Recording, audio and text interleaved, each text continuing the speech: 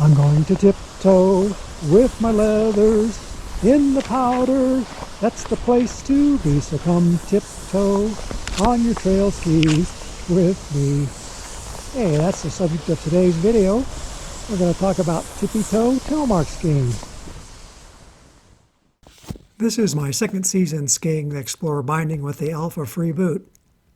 I've posted several videos on my channel discussing the system, but there is one concern that keeps coming up, and that is in regards to boot and ski control on the trailing ski when doing a Telemark turn.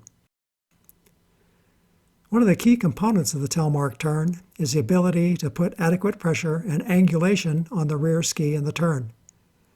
It is often said that a key component is the ability to keep the ball of the foot firmly planted on the trailing ski.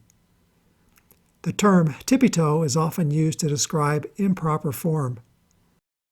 Most soft leather boots, especially those designed for cross-country skiing, and excluding those beefy designs specific to Telemark skiing, have a semi-flexible sole for great kick and glide.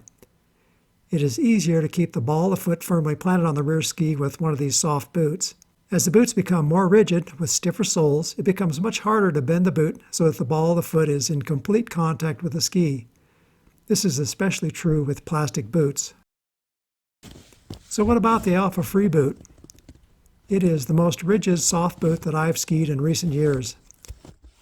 The sole will bend, but not as easily as the sole in the Alfa Vistas. Here are a few clips showing the flex differences between the two boots. The Alfa Frees are the ones on my right foot with the orange boa closures and orange soles. The Alfa Vistas are on my left foot. The flex characteristics are very different.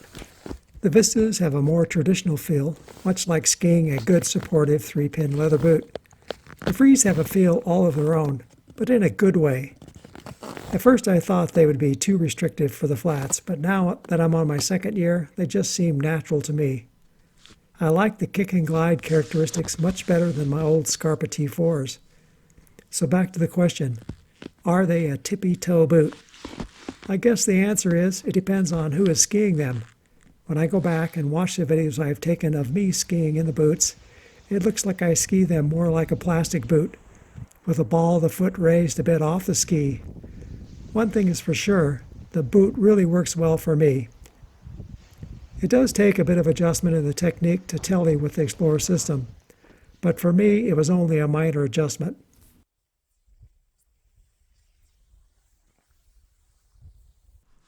In the next two clips, I'm skiing with a standard flexor on a set of Voile objective skis. It is more difficult to firmly plant the ball of the foot on the ski with the Frees, but I certainly have great control of the rear ski with this boot. I'm betting that most people are skiing with the ball of the rear foot slightly raised, even though it may not feel that way while you're skiing. It is hard to see what is really happening with the rear foot unless you happen to have a camera to capture the position. I have to admit, I was a little surprised by my rear foot position. Even so, I think it's very important to still drill in the fact that people should keep the ball of their foot on their ski, mainly because it forces one to think about keeping as much weight as they possibly can on that rear ski. The important takeaway, however, is to accept the fact that having a boot and binding system that makes it easier to keep the ball of the foot on the ski doesn't necessarily make it a better system for downhill control. The plastic boot crowd moved beyond that old notion decades ago. But look at this beautiful slope. Nobody's been on it yet.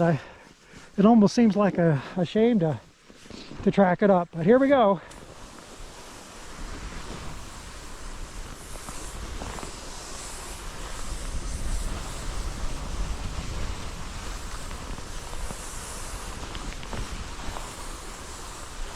Here's where the slope gets a little bit steeper. And I'm sinking in periodically with sagebrush, so.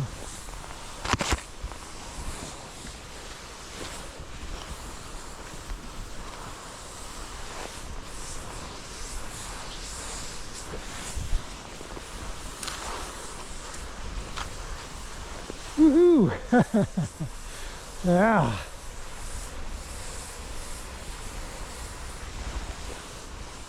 Well, that's nice. I hope you enjoyed this week's video. Until next time, be safe, be kind, and most of all, have fun.